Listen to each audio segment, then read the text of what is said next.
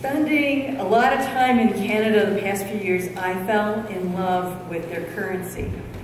It's much more colorful and interesting than ours, with poetry and inspiring imagery, as well as all those great portraits of Queen Elizabeth.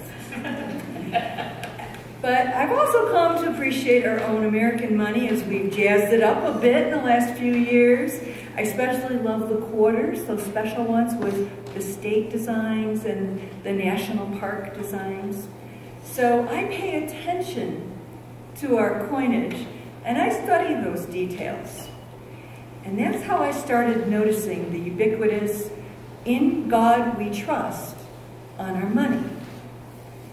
"In God We Trust" first appeared in 1864 on some of our coins in the wake of the horrors of the Civil War, when Americans needed something to trust. Almost 100 years went by before it was declared our official national motto, replacing "E pluribus unum," one from many, the original motto selected by our founding fathers. The angst over communism swept our country in the 1950s, and that left us with both "Under God," added to the Pledge of Allegiance in 1954, and "In God We Trust" on all of our money as of 1956. The paranoid McCarthy era successfully conflated communism with atheism in the American consciousness. Atheists, agnostics, humanists, and skeptics have been branded with communist and unpatriotic labels ever since. And I don't know about you, but most of the atheists I know are typically capitalists, and some of them are socialist leaning at best. So there's really no correlation there.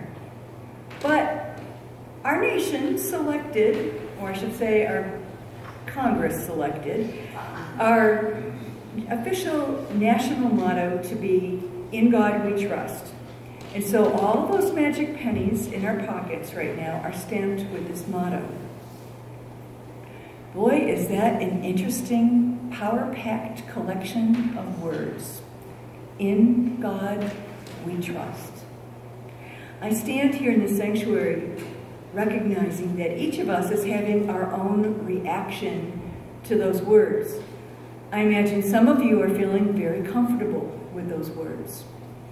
I imagine some of you are thinking, well, define God and then maybe I'll be okay with it. And then others of you are thinking, I'm sorry, no God, no way, no thanks. So knowing that that's the mix here, that everyone has their own feelings about this, I recognize that this is an inevitable tension that we have in a faith community that asks people to seek their own spiritual truth and meaning in a responsible and meaningful and mindful way. And so I just ask your indulgence this morning to play along with me and consider some new thoughts about "In God We Trust." Because the fact is that life breaks our hearts over and over again. And sometimes we lose our ability to trust. You cannot live without some kinds of brokenness happening to you. Sometimes you're betrayed. Sometimes you're tremendously hurt. Sometimes you're grieving. Sometimes you're abused. And sometimes you betray. You hurt others. You abuse others and yourselves in the process. We all do this. This is our humanness. Things happen to us and are caused by us that shake our trust, that make us fearful and suspicious, make us timid, make us lash out because we've never fully resolved hurts from the past that haunt us. And add to that the very real systemic hurts of our society with economic and healthcare disparities, the lack of full human rights for people of color, gays, lesbians, and transgender folks, wars without end, and poor care for those that fought those wars. Each of us has our own personal book of bruises with many chapters, some short, some medium, and some so long that they can feel like they're never going to end. And so how do we live when our hearts are broken? I mean, this is a basic existential question of ours. How do we live when our hearts are broken? What could possibly help us trust again? Now, I can't stand here and tell you there's a simple answer to gaining a sense of trust in your life again. But I can offer some perspectives from the Universalist side of our heritage. Let's just do a little time travel back to the early days of the United States. Imagine yourself sitting on an uncomfortable wooden pew in a barely heated building in the midst of a cold, cold winter, listening to a preacher rail at you about the inherent sinfulness of all humans and the sure damnation that awaits us all. Yeah. Except for the few elect, of course, who God's chosen in advance. Think of this as the steady diet of what happens on Sunday morning, week after week, year after year. And then, one spring, a revivalist comes along, riding a circuit on his horse, traveling through the region, and he plays a different tune. He talks about the universal love of God and universal salvation. And you're sitting there and you're saying, wait a minute, did I hear you right, preacher man? Did you say God loves all of us, every one of us, and that we all go to heaven? Are you sure? Well, as you can imagine, the Universalist message was indeed quite appealing. In fact, Universalism caught on like wildfire in New England and other eastern states in the early to mid-1800s. It seems like every little town had their own Universalist church. And this was understandable because their message not only reassured people about a loving God, but gave them new perspective that informed their ethics in everyday lives. As Universalist theologian Gordon McKeeman once said, Universalists believe we're all going to end up in heaven together, so we might as well learn how to get along with each other now. And yet, that getting along with each other now is actually pretty challenging, as each of us knows. We look around at our world, our nation, our community, our loved ones, ourselves, and we wonder, what can help us now? In what can we trust? These challenges of trust are not something that can be simply resolved by thinking about them or just hoping against hope. Well, our faith becomes quite fragile when we live in doubt. Big-time doubt that was aided and abetted by our Enlightenment-era thinking that causes us to question our very existence. We only know our own very subjective experience because there is no objective reality. And so we begin to doubt all kinds of things, including the notion that there could be something outside ourselves in which to trust. But our Universalist ancestors believed that God loves us. And as 21st century Unitarian Universalists, how might we know that God loves us? That's a really interesting question. Universalists would say the presence of grace in our lives is the way we know God loves us. Now, if we're speaking in Christian terms, we would say grace is the unmerited assistance given by God to help humans along their path. In other words, due to no particular action on our part, we somehow get just the help we need when we need it, and that we can trust that grace is always available and there for us and for everyone.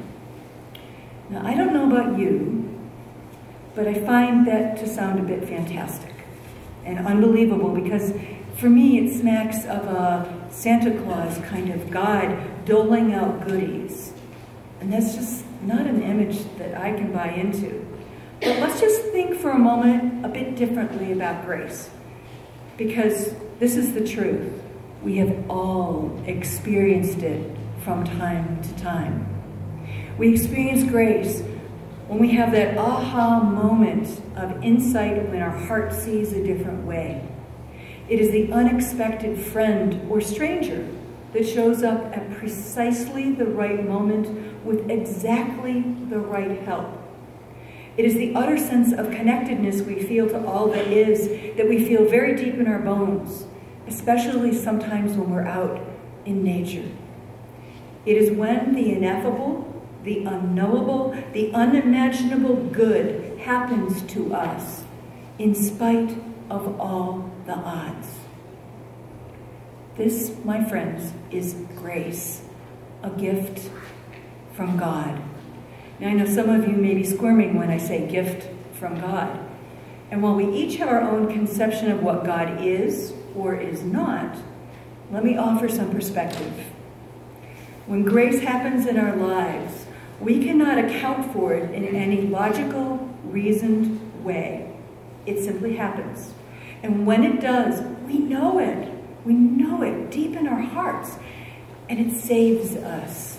It saves us from eternal doubt and mistrust. Now, I personally believe that the entire interconnected, interdependent universe as a whole is God. I believe that all existence is sacred and that we humans are co-participants with the rest of creation in this grand unfolding procession of reality. We are intimately interrelated with all that is. There is no separation between any of us and between any of us and the entirety of the cosmos that continues to unfold in mysterious ways beyond our human understanding. And so one of these mysterious ways is this sudden infusion of into our lives. We can't explain it, but we can count on it as surely as the sun is going to come up tomorrow and that spring is going to come again. Just when our despair is too much for us, the universe seems to offer an inexplicable and palpable gift that saves us.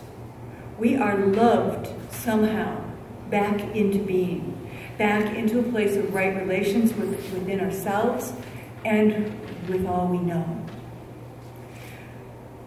I'd like to share a little story with you from Reverend Dr. Rebecca Parker, who is a Unitarian Universalist minister and theologian. She recounts a story of grace that speaks deeply to me, so I'd like to share it with you. There was a time in her life when her despair was so deep that she decided that she no longer wanted to live. She left her home after midnight to make her way down to Lake Union in Seattle, where she was determined to walk into the cold, dark lake. As she walked toward the edge of the lake, it seemed like a barricade was set up on the rise, a barricade she didn't remember being there. And then as she got closer, she realized it was a line of telescopes. The Seattle Astronomy Club was stargazing.